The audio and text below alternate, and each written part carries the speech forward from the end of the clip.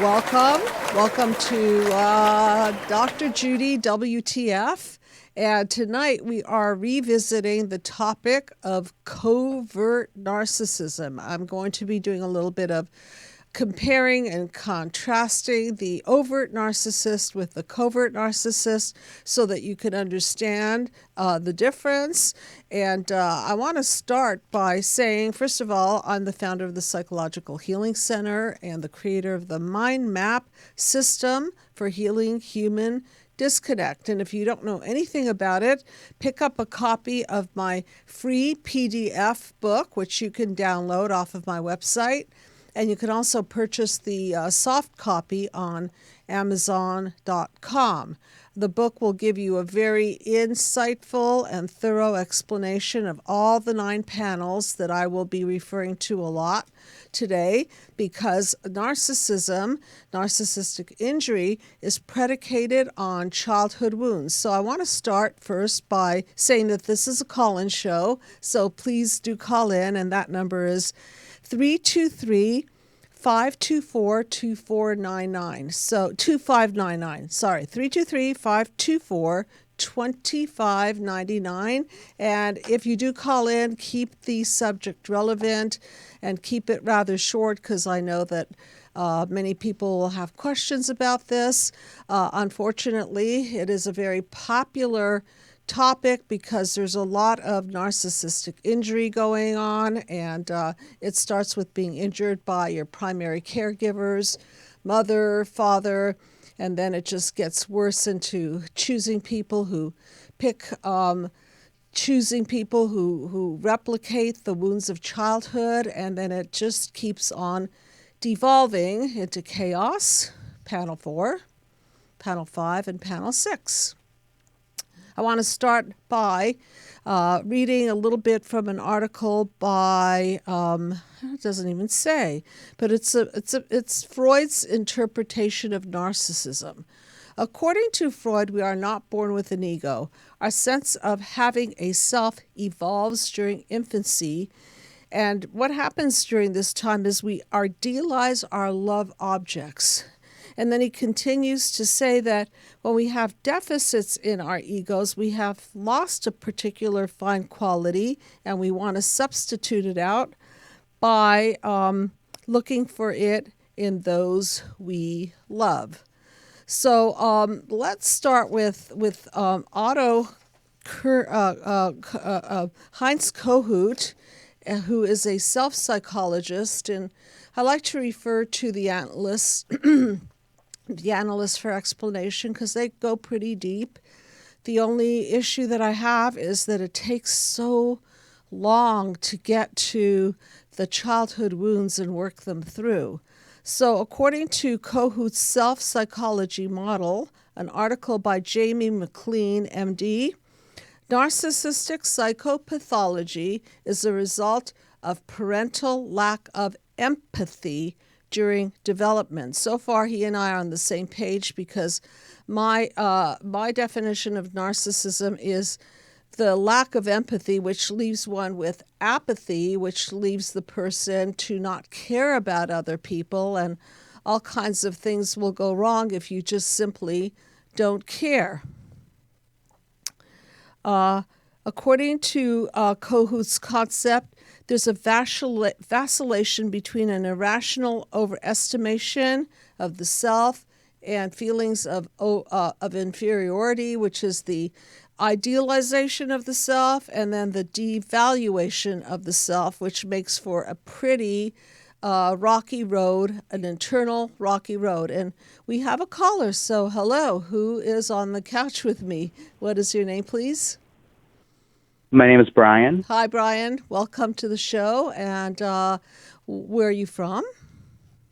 I'm from Michigan. Okay, thank you so much for calling in. And so what the Freud is going on with your life with regards to narcissism, particularly covert narcissism? Covert narcissism. The timing couldn't be better. I left my job at the end of December. Mm-hmm.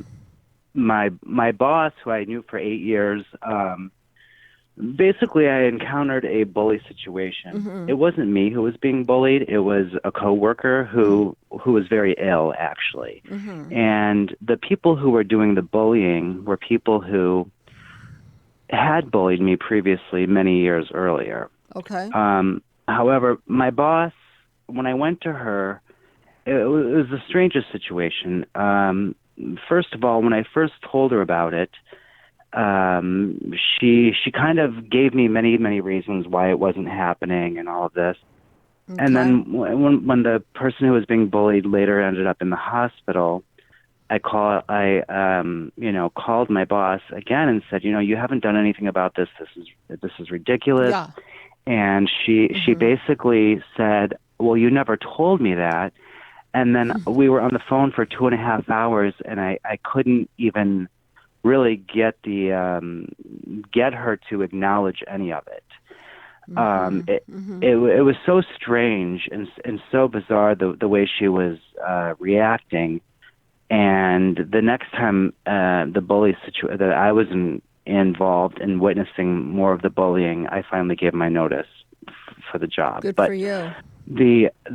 I'm sorry? No, I said good for you. You're not going to want to be part of that system. Correct. But I ended up Googling the kind of things she was doing, and that's how the covert narcissism, it was pointed out to me. And it all made sense from things that had happened previously. The martyr sort of complex, or the idea that something, she was victimized, but then, so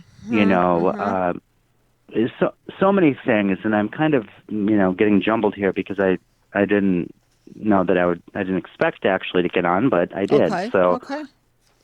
Well, I'm gonna do this. I'm going to read off the features of narcissism, okay, and then we'll make the distinction between the overt and covert. But you can already see the denial, right? The excusing, the inability to own her own stuff. She's not able to say, "Yeah, I missed that one. I feel horrible." The lack of empathy. So here it is. Grandiose sense of self-importance, preoccupation with fantasies of success, power, brilliance, and beauty, belief that he or she is special and unique and can only be understood or associate with those that are also high status or special and unique, requires excessive admiration, has a sense of entitlement, is interpersonally exploitive, lacks sympathy, often envious of others, and believes that others are envious of him or her, and displays arrogant and haughty behaviors. So, what do you think this list? Where does your ex-boss fall on this list? I would say many of those, with the exception of the I never felt the exploitiveness until this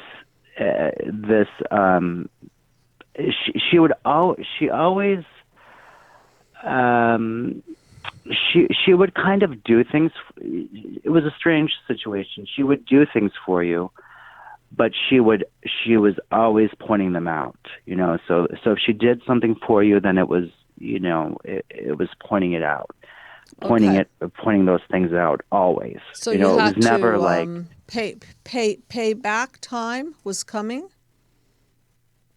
Payback time, or you need to acknowledge that I'm always doing these things, not for the sake of kindness or whatever, for the sake of you need to recognize that I am always doing good for you.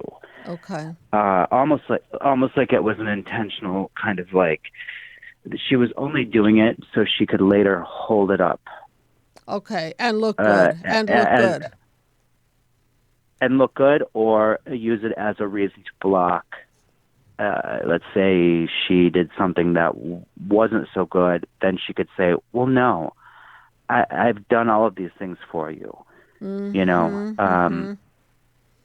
Okay. almost like an insurance policy against when she could keep it in her back pocket in a Okay. way. I call it You, psychological accounting. So she's doing some pretty good psychological accounting in that she will put some positive deeds into the good basket. And then if she slips up and it falls in the bad basket, she can always pull out the good basket and say, look at what I've done for you. So yeah, stay with me. I'm just going to read a little bit about Heinz Kohut's self psychology model, an article by Jamie McLean, MD.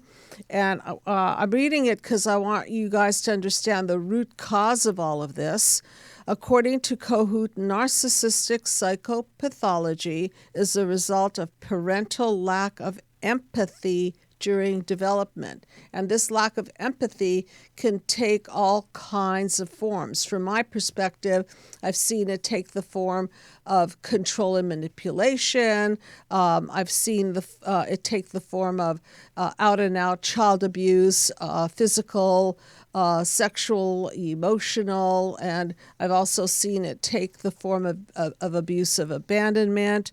And so, in essence, the person is not being mirrored. So it seems like your boss is looking for the mirroring. So she'll do this, and then she'll hold it up and say, don't you see what I've done? So can you see how that yes, relates to lack of mirroring in her childhood? And now she's just kind of trying to get it from her work, from the for sure. people at work. Okay, and then what happens is there an irrational overestimation of the self and irrational feelings of inferiority, and they rely on others to regulate their mood, which is where she becomes the do-gooder.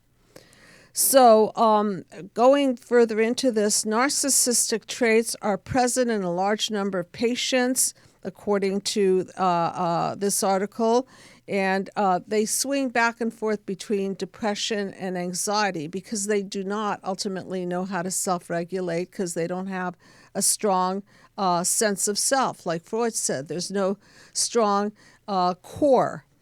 I don't know about these statistics, but here's what this one says. Approximately 18% of males and 6% of females have narcissistic traits. And the prevalence of full-blown NPD is anywhere from 2 to 16%. And the disorder tends to be more predominant in males, 50 to 75% males, and over females. And I don't know how they prove such a thing, but this is what the article says. So here again, grandiosity, need for admiration, lack of empathy. So does this all make sense to you in light of your boss? I think so. I think so, absolutely. And Some of the things too. She kind of came from a culture that was more male. Males were more appreciated, and she was the only daughter. And to me, even before I kind of did the Googling of the behaviors or whatever, and kind of was pointed in that direction, I always had the impression that probably as a child she was, she almost kind of displayed these behaviors of like, I worked in an industry and we had our boss was kind of somewhat well known internationally. So if she was with our boss and she was on stage or something, you would almost see this like little girl come out. What was I don't know that if little that, girl if that like? makes What was she like? she would tilt her head back so her hair would kind of rest on her shoulders and become very shy and like girly. And if our boss was talking or saying nice things, she would. I would become embarrassed for her, to be honest. It was almost as if she was like a little kid, and she was being called out for doing something good, and then this behavior of like very shy and kind of giggly, and just like she was like it was an elementary school sort of reward she was getting or something. Well, one thing that I'll get into more is about arrested development, because when we recognize in people that they're stuck at a certain stage, that simply means to me that they did not develop and that something cast a shadow over them. And in the mind map system, I talk about the 5 childhood wounds, which are physical abuse, sexual abuse, verbal abuse, neglect and smothering, and all of these cause injury. And obviously, all of them are signs of a lack of empathy. And so sometimes what people do is they regress to those points and then they play them out on other people, hoping to heal. And that's what I call the Freud, because we're going back into the pattern and we want to forward the program, but the people that we pick to forward it with usually knock us down and set us back. So I don't know what she was doing up there, if she was getting some narcissistic supply or maybe not, but you could see with your own eyes that childish, arrested development. Any other questions or comments that you have about your boss or these features that come out of childhood injury? So this is not like you're born with it. This is the shadows cast over you that create these childhood wounds and these horrible defense mechanisms. Any other questions? So I guess my question would be, especially with a covert narcissist, are they aware that they are using these tactics, especially the gaslighting and the denying of reality? When I was, coming to her with these, eyewitness accounts of things that were happening, and she was denying it flat to my face. I mean, yeah, that's a great question. Are they aware that they're doing it, or are they? Look, let's put unaware. it this way. They're in a survivor mode. They have to look a certain way, and so they're going to do whatever it takes to have that look that way. Okay, so they're strategizing. So in the sense they know that they've got to strategize all of this. I don't think they're right. They're not retarded. They can't forget that you told them back in the day that this person may be in trouble, and then for her to come back and say, "Why didn't you tell me?" That's up and up a gaslight, isn't it? So, yeah, It was so strange because I have known this person for so long. Mm-hmm. It was such a strange, bizarre situation to hear that I didn't get that from our conversation, and then to go on with a 2.5-hour conversation and to again deny it as it's coming out of my mouth, or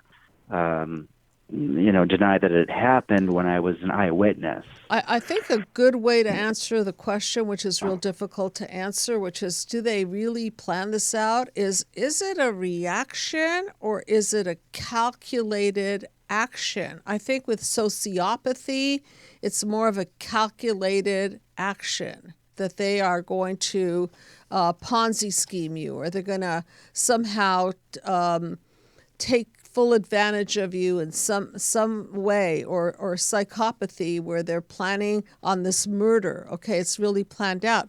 But don't forget, these people have a very fragile ego, and underneath this grandiose self, which fluctuates between idealization of the self and devaluation of the self, and then idealization of other people, which you watched your boss do with regard to the main person at the company. And so they're in a really, really painful world, and so they're just trying to regulate and survive, and they'll do it at other people's expense. And that's the problem. Okay, so I'm going to go on with some information here and mind map some of it. And Brian, thank you very much for calling in from Michigan. And of course, reach out anytime to the Psychological Healing Center. Okay? I'm halfway through your book, and I love it. Oh, so thank I thank you for everything you do. It's been tremendously helpful to me for other reasons other than this. This was like a bonus. Okay. I could go on and on about other things I've learned through you, so I really appreciate it. Oh, my pleasure. And for those of you who are needing more help from recovering from narcissistic abuse, I'm busily working on a project with my passionate life coach who is passionate about helping people to recover from narcissistic abuse. It's Epstein. He's part of the team.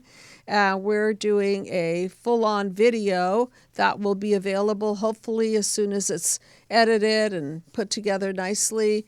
And it will be the mind map journey to recovery from narcissistic abuse. It's based on my book, my mind map, and Yitz Epstein will be hosting that video. And so look out for that or ask about it, and we'll tell you approximately when and how to get it. So moving along. So exciting. Yeah, I'm excited. It's quite profound. It's really a lot of information compacted in a video. Okay, thank you. And I think we have another caller. Hello, you are on the couch with Dr. Judy. Hi. Hi, what's your Hi, name? Dr. Judy. Hello, what's your name? Mari. Hi. My name is Mari. Mai? Mari, yeah. Okay, nice to meet you. Where are you calling from? Nice to meet you. California. California. Okay. Northern, southern, what part? Yeah, Northern California. Okay. So what the Freud is going on with you and narcissism, particularly covert narcissism? Yes, my mother turned out to be a covert narcissist. Okay. I have had problem with her pretty much my entire life, maybe. Well, I mean, I should say maybe starting around 9, 10, something like that. It started to get really worse. And then I have been trying to please her, for like 50 years. And then 50 recently, years. Have you succeeded or no? Yeah, when I was talking to my friend, who is a psychologist, said that, you know what, I think your mother is a covert narcissist. So what do you... Sounds I'm curious how you think of the covert versus the overt, and what makes you think that your mother is a narcissist and specifically a covert one. So basically all the abuse, except for physical and then sexual abuse, was going on for my entire life, especially controlling, smothering, and then all that. She does like a smear campaign to my siblings, my sister, my cousins, and then my aunts and uncles. And then, let's see, I couldn't, and then when I was younger and everything, she was like snooping into my room and then read my diary. And then, she's like so shameless. And then she would complain to me about what I wrote in the diary because, I was basically, calling her, hypocrite and all that. That was like the word at that time. And then she read it and then she yelled at me. I mean, she basically raised. And then I was like, why are you reading my journal? And then she was like, what's wrong with that? I mean, like, mother should be concerned about the well-being of the daughter and because I care about you and blah, blah, blah. So, that's like early red flag. And then it was getting worse and worse. I mean, like, when I get a phone call from boys, she would go on and on about like what they do, what their parents do, and then she'd try to control me, all of that, and then also like which school to go to, and so this is what kind of job. Right. This is everything that is under the category of control, manipulation, invading your privacy. So the covert narcissist is not your typical flashy, lots of gold chains and driving a, Ferrari kind of narcissist. She said that she's the nicest person, and then everybody doesn't think that she's a narcissist because she's a nice person and then very generous to other people. Yes. But then I was a golden child, turned out to be a scapegoat because she really see me as the extension of her. And then Yes. she just does not accept any, she and I are very different. Okay. But then she just cannot accept that fact, including what I wear and then, hairstyle and then how I think and then everything else. So because I couldn't stand it, I basically, I was born and raised in Japan. And then I left Japan one day as a 27-year-old, basically ran away from home. Okay. And then came to the U.S. Because I just, tried to live by myself. And then every time I try to live by myself or go to other city for college and everything in Japan, she would rage and then does not allow me to do that. Okay, so a lot of control. And also, one thing that I take a lot into consideration are cultural wounds and the way the culture forms is also it's very hard for people to think they're doing something wrong because oftentimes they're just following the rules and roles of their culture, so they're not thinking, they're controlling, or they're not thinking. Okay, so I want to stay on the phone, and I'm going to read you the covert narcissist. Okay, overt versus covert narcissist, both stuck, and what I see is that they are stuck in some kind of an arrested development. And this is an article by Julie Hall. And she talks about the difference. So, so the covert narcissist lacks the brash confidence and public attention. So they're more like a shy narcissist. They prefer to stay on the sidelines. So if they're the center stage, that they're probably more the overt, and if they're behind the scenes, they're probably more the covert. And they are hardest to spot, which is why so many people show up at the Psychological Healing Center and say, I had no idea. I mean, I was fooled by this, and this really caught me off guard. And now I could see that my anxiety and my depression and my trauma bond and my complex PTSD, which we describe a lot about in the narcissistic abuse video, all of that is due to this lack of mirroring, this manipulation, control, and this stealing of one's identity, which she did. She tried to tell you who to date, what to wear, how to be, violated your diary, and on and on and on. Okay, so here it is. So it's very in line with my thinking. So harder to spot, just as selfish, entitled, and manipulated as the overt variety. Whether bold bullies or shrinking violets, the shy type, they have well-honed survivor skills. So, it's me or you, and it's going to be you. They're going to project on you. They depend on controlling. Well, and then she told me that I am selfish. Right. Well, that's projection. I mean, look, the best defense is let's accuse you of what you're thinking about me, and let's project it on the other person so that you can start questioning yourself. Am I selfish? Am I, So because another power that a parent has is we idealize them. They're our role models. So if they say that we're selfish, we will oftentimes buy into that. So it's a good trick. She couldn't she didn't succeed with you. And then and then the thing is, because I basically ran away and then came to the U.S., the situation got even worse because now she's guilt-tripping me big time. Oh, yeah. And then it's been 30 years. And then basically she's, I'm really afraid of calling her because she's 88. And then just like the Chinese lady who you had as the caller a few weeks ago, I feel like I'm going low contact, but then she's constantly complaining about it. But then because she guilt trips and then, call me all the bad names and then what a horrible person I am and then the worst person in the whole world and also culturally and this and that and everything. Right, I'm referring back to your I'm culture. in this basically this is cycle of not being able to call, but then I feel even more guilty and then doesn't end, does it? And the sad thing is, even if you feel tender-hearted and think, oh, she's 88 years old, I think I'll call her, you're opening up this whole can of worms, and then boom, she's going to be after you. So what do? It's a delicate thing. But I wanted to... Do you have any advice?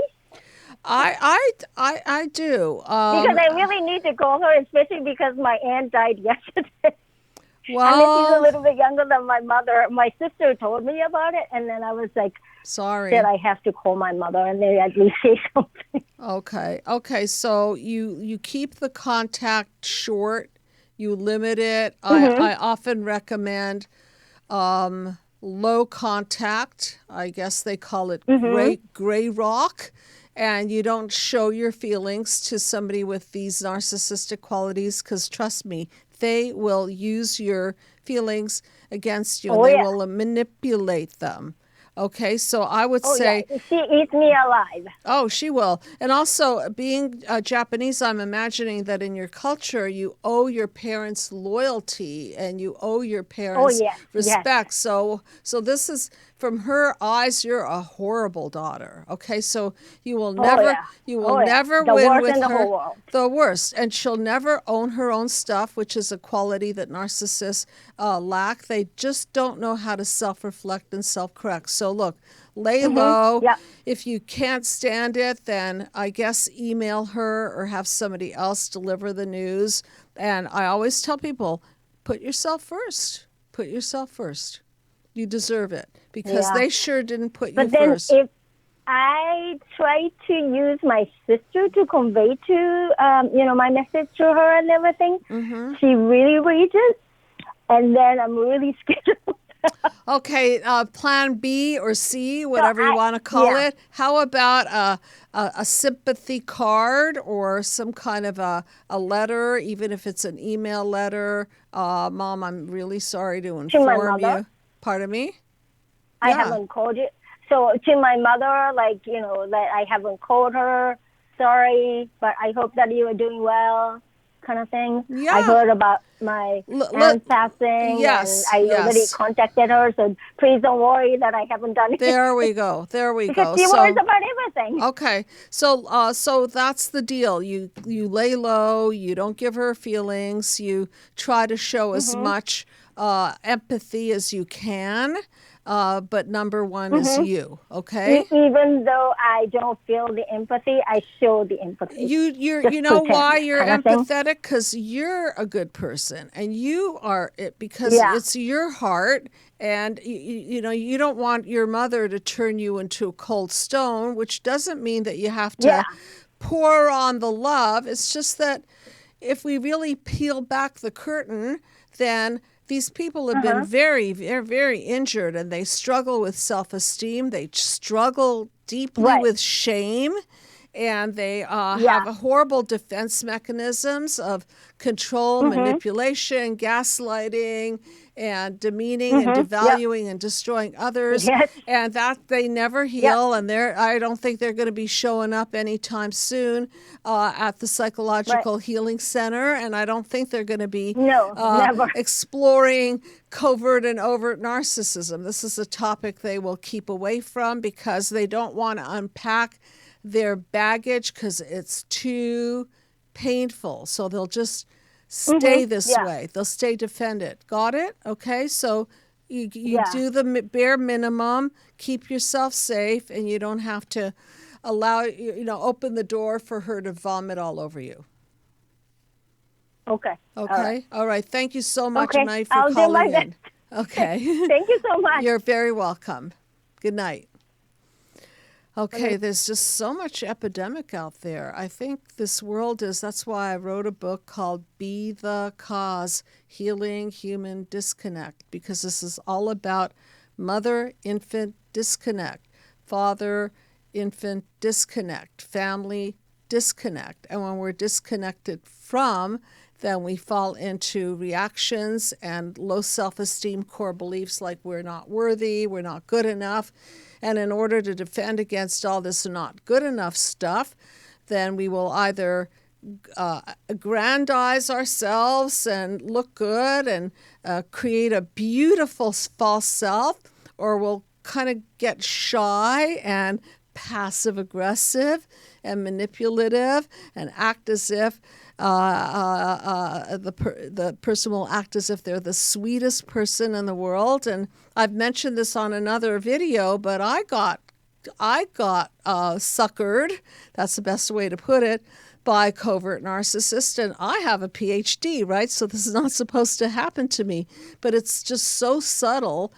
And why it's so horrible getting healed from this is because you don't see it coming. You just think that this is the nicest, most honest person until you find out that they're cheating and they have a double life and they're using you and they're draining your finances, but they don't necessarily come on all that strong with their Ferraris and their gold chains, or in a woman's case, they may not come out on all that strongly with the beautiful wardrobe and flashy look and so on and so forth. So this is a very insidious, and that's where we get stabbed most, is when you just don't see it coming. So here's the article about okay, so we know the general narcissistic traits: lack of empathy, delusions of grandeur, reacting bitterly,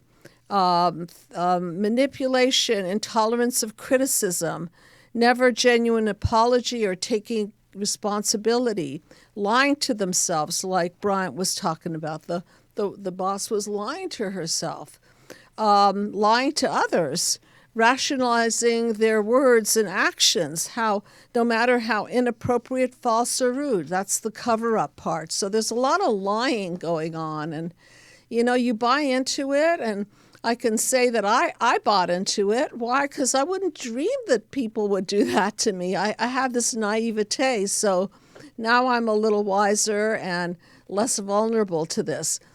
So those are the overt traits: are attract attention, demand admiration, charm and flatter, study the room for the most vulnerable person. They're arrogant and haughty. They are given to rages because they get easily triggered in their core belief of unworthy and shameful. They view others as competitors to be defeated. They ridicule, mock, and demean, devalue, and destroy, as I like to put it. And they project entitlement, special treatment, and they will turn on and off at will with their charms. So when they're on, it's very believable, but when they turn off, it's quite shocking. Covert narcissistic traits: passive aggressive. I think that's the number one thing to watch out for, is they will pay you back in ways that you don't see it coming. They're smug, they're insensitive and withholding, and oftentimes they'll withhold love, they will withhold money, they'll make you pay for their things, and in general use you. Seek out caretaker personality types, sure, because they're arrested development and properly being cared for, properly being mirrored, and so they're going to pick on the kindest, sweetest, generous, emotionally generous, financially generous person they can find. Why? Because they're going to get all those goodies from them. They exaggerate suffering and sickness, so they play the victim. They might even stage a crisis so that you feel sorry for them because they're pulling on your heartstrings. They drain their partner monetarily, they drain them emotionally, and they blame their failures on other people and circumstances, never really owning up. And of course, they do not know how to self-reflect and self-correct. So this is the danger of apathy. When you have apathy, you just don't care. And when you don't care, you could do whatever you want to anybody, because if they're bleeding and you're not, oh well, they're bleeding. and they cover up. See, underneath all of this is a real fear of being engulfed, of losing control, of fearing abandonment. But what they will do is they would rather abandon than be abandoned. So they're quick. They're good soldiers. They'll go to the front of the line to enact their destructiveness before they can be destroyed. So they're excellent psychological warriors, if you will. So this is a call-in show, and please, I know I have time for maybe one or two calls. 323-524-2599. And I want to talk a little bit about, we have a call-in. So hello, you are on the couch. And your name, please? Good evening, Dr. Judy. It's Allie. How are you? Hi, good. How you doing? And thank you for all your amazing remarks on Facebook and wherever you post. It's really, really sweet. Okay. Oh, you're welcome. Thank you so much for all that you do and for just shedding light on the subject. And the Covert Narcissist Revisited it beckoned me from the shadows. I was listening and thought I have to call in because there is a lot to be gleaned in the way of seeking support, especially for complex family dynamics with therapists and what have you, when they seem to not even really understand this. And this is especially the case when someone's not a flagrant narcissist or covert narcissist, but have really compelling narcissistic traits. Yes. And so I just, it's crazy making, and it's one of those things. I just talked to my mom and sister today, so I'm feeling kind of like I'm the bad daughter, the bad sister, the bad child, because so much happened that kind of runs counter to my claims and my concerns and the very, I guess, rich historical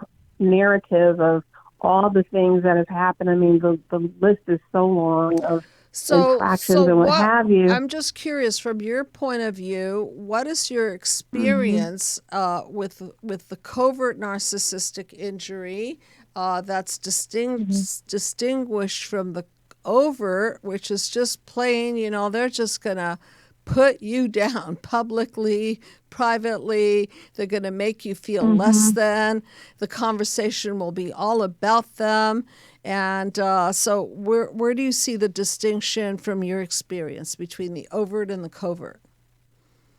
It's very insidious, and it's hard to pinpoint. It's hard to put your finger on, and it's crazy making the triangulation, the enmeshment, the kind of triangulation for sure. I don't know if I already said that. And the smear campaigning and how you just can't get in front of it. And I feel like my whole family has been turned against me. It's really sad. However, there are no witnesses because she's so wonderful and so nice, and her legacy is so rich, and so many people think, oh my God, your mom is amazing. She's the salt of the earth. And everyone sees her that way, and I'm just sitting back looking and shaking my head like, you guys have no clue. Yes. And if I attempt to out her and tell everyone what's really going on, which I have attempted to do, they don't believe me. No, they won't believe you because the bread is buttered, probably on her side. But this is what makes it so horrible, is when you find your indignancy against an overt, you could just say, how dare you talk to me like that? How dare you? Okay, but with the covert, they've got their stories. Oh, honey, I need some money. Well, why don't you get your money elsewhere? Oh, that would be difficult. If only you can just lend me some money. And, the heartstrings are being pulled on, and there's a crisis, of course. And so the next thing you know is you're lending this money or building them up or doing favors for them and paying for their meals and so on. And guess what happens? You get drained out. Remember my panel 7, which represents paradigm shift. Instead of synergy in a relationship, you think you have synergy because they're so nice, but then they will just suck you dry, and then they'll leave, and not a thought even about you of how that made you feel. It's literally, they will drop and run and just leave you going like, it's shocking. That's why people have such a hard time recovering from this thing, because it's just so shocking how they don't truly bond. And if you want to understand why they don't bond, is that I'll repeat what one person said to me. It helped me understand. When I get close to you, I feel like I lose myself in you. Okay, so they never really, well, their idea of intimacy is loss of control, loss of power. So they'll be able to objectify and use you and drain from you, but they'll never really, really put their heart on the line. So they always have one foot out. So they may be in a relationship, and guess what they're doing? They're online shopping for their next one, or they're going back to other relationships to try to keep all of the strings in control and to make sure that they're the center of attention and that everybody is just dying to have them back. And that's the sadness of people who get caught in this web, and then they have to extricate themselves. And this is a pure repetition principle from childhood, because it comes from the blueprint of the unavailable, abandoning mother or father, or the controlling and the manipulative. And so this is familiar. It's familiar and familial. But when you play it out with somebody else, it reopens all childhood wounds, and it is as difficult to recover from this, if not more so, than recovering from a serious drug addiction. Because you go from high dopamine level, I love you, I want you forever, and I'm going to be there forever for you, to they devalue and drop you and move on. And then they stick the knife in your heart by telling you how non-valuable you were to them anyways. It's really something. That's why I'm creating this narcissistic abuse recovery video. We're putting a lot of attention into it. And just remember, it's very difficult even for people to mitigate their feelings, because on the one hand, as an empathic person, you can understand that they're injured. On the other hand, you have the right to be infuriated with this kind of behavior. Well, again, to that point, it's very difficult to even assert oneself, because, and like with my situation with my mom is the one who always has her credit card out or her checkbook out. And she swoons in to help save the day. And so many people have been direct beneficiaries of her generosity, and including myself. Yes. However, what I'm noticing is this hallmark signature of underhelping. So the help comes in the form of writing a check, but it's sticky giving. You know, you write the check, but it's underhelping because it's not really meeting the need. It's almost like if you need boots on the ground and someone in the trenches helping you to figure things out. You and I have talked. I don't know if I want to share fully what's going on, but I live with a hidden disability. And so the thing is, there's a lot that goes on in making my life work. And the thing is, I need someone, advocates and people in the trenches helping me to figure out the methodology, the game plan and that kind of thing on my own is very difficult to do. Okay. So she won't be there for that, but she'll be there to write the check. But it's almost like throwing a check to someone who has stage 4 cancer and they need a really good oncologist. And that's someone will say, exactly. There's a little tease of, well, you can't really blame me. I'm doing something nice. But then again, they're not hitting the mark. What you really need is this, and that. And sometimes these people will substitute deeds or gifts or promises, fake promises, in exchange for they'll just throw that at you, but they can't throw love because they don't have bonding. I know I have one more call in. I'll take one more call in, and Allie, I know we will be in touch. And thank you. I know. Can I say this really quickly? Sure. Can I say this really quickly? Yeah. because family members know about the financial help and support, they mistake that for, oh, well, she's helping. What are you complaining about? I know she's done these things. Okay. And then I'll always say, yeah, but she didn't do, and then they see me as, oh my God, how ungrateful, your mother does everything. And I mean, like, how much can she do? So I You're think never there's satisfied. there's a driving force in people like yourself to expose the issue. So yes, thank you for that. And everybody listening, let's expose the issue and throw truth light on it. And that's our path. That's part of the pathway out of this. So Ali, thank you. I'll take the next caller. Thank you, Dr. You're Judy. welcome. All right, take care and be well. Okay, you too. Okay, you are on the couch with Dr. Judy. And what is your name, please? Hi, Dr. Judy. Hi, how are you? Hi, this is Dawn Brower, actually. Hi. I have spoken to you. Okay. I'm from Long Island, New York. Yes. Okay. Nice to talk to you again.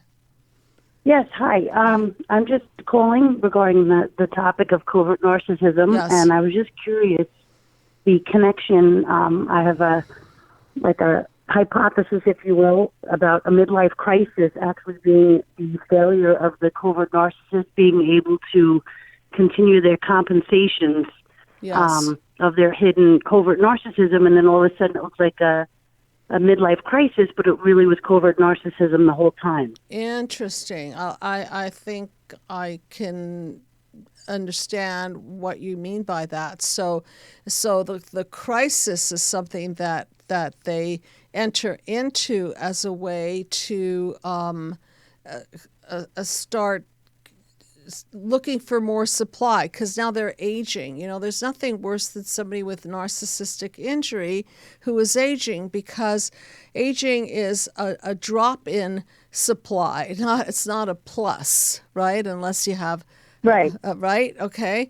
So what will they do is when they feel that creeping feeling of their own lack, their own shame, their own fears coming up, well, then they'll act out, and then they'll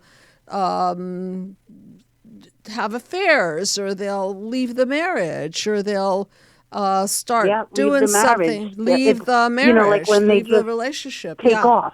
They take off, right. And so it's really more about their survival from their point of view. I need to survive. I need to feel good. I need to feel. I love you, but I'm not in love with you. That whole spiel. Yeah. Exactly. So there's no concept of love as an action verb. You don't just say, I love you, I love you. You know, that'll draw some people in and like, wow, he loves me, but where's the action? So if somebody loves you, they don't leave you unless you're a flat out disaster to live with, in which case they'll try to help you drop the problem and retain the person. And if you end up being a disaster, then okay, I get it. People have to move on. But short of that, the undefined rule is that we're going to be together, and if there are issues, we're going to talk about it, and if there are issues, we're going to work through it, and we're not going to start looking for somebody else to replace that bond, because it's really indicative of how they've guarded their heart. They have a wall around their heart. That's why we call it the narcissistic defense. It's a hardened shell around their heart, so they get to use people as objects. They don't really bond to the person. Maybe for a few minutes they will. They'll feel the love, but then they'll withdraw themselves because they want to stay on top of the situation. And they never really full go in. They don't go full in. They're not full in. Do you find a connection with in relate, to everything that you're talking about, with borderline and the overlap with the covert narcissist specifically, or possibly PTSD from childhood? I think that borderline can fluctuate between the idealization. The structure of the BPD core is looser, so their defense mechanisms are all over the place, very emotionally dysregulated. The narcissist is a tighter. So you would not really know that they're emotionally regulated. You think that they're, they're pretty powerful and in control. Truth be known, Right. Underneath it, they fear abandonment, which is why they abandon. They have shame, which is why they demean and devalue and destroy you. And they can't commit because they're scared of engulfment, and they're scared of being enmeshed and losing power and control. It's different. Okay, with the borderline, it's a fear. It's a true fear of abandonment. It's a real fear of abandonment with the borderline, and then they'll dysregulate when that is triggered. And with the narcissist, on the cover of it is a fear of being smothered and manipulated and engulfed, but underneath all of that. See, it's layers. It's layers. So you could peel the onion back. It looks like this, and now let's peel that back. It looks like that, and now let's peel that back. Oh, look what it really looks like. And the bottom line is toxic is toxic. That's just what I keep telling myself. It doesn't matter what the label is. And no matter and no matter how much empathy you have for people who will demean and devalue and destroy you, you can have empathy or not. It's okay not to, because who wants to feel so much for somebody that doesn't feel for you? Bottom line is clean up your own childhood emotions so that you don't get what the Freuded back into horrible patterns. That's the message. So thank you for calling in. I'm going to do one Shrink That Tune, my usual Shrink the Tune, and appreciate your question and your call. Thank you, Dr. Judy. You're very welcome. Okay, this is a song by, let me see if I can get it here. It is called Sick Boy by the Chainsmokers. It's funny, I used to have a stop smoking clinic, so maybe I was drawn by the word Chainsmokers. I'm from the east side of America, where we choose pride over character and we pick sides, but this is us, this is us. I live on the west side of America, where they spin lies into fairy dust and we pick sides, but this is us, this is us. So I guess this is referring to the two sides and the splitting. Don't believe the narcissism when everyone projects and expects you to listen to them, meaning that the narcissist is putting the pain on the other. Make no mistake, I live in a prison that I built myself.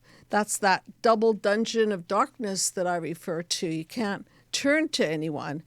Easy to say when you don't take the risk. Boy, welcome to the narcissism where we're united. I love this line, where we're united in our indifference. So join the apathy club. And I'm from the east side, and then there's the west side. I won't repeat it.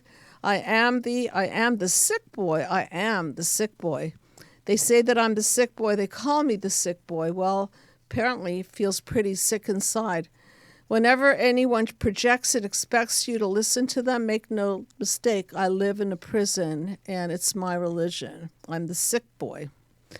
Feed yourself with my life's work. How many likes is my life worth? So all these likes and Facebook, so on, the dopamine keeps coming, and they keep boosting the poor self-image underneath all of it. So in summary, it's not what it looks like. These people are not filled with self-confidence. So they're not wise. They're not filled with knowledge. And underneath all of this is a sick boy or girl who is hurting and has walled themselves off from interconnecting and sharing of themselves.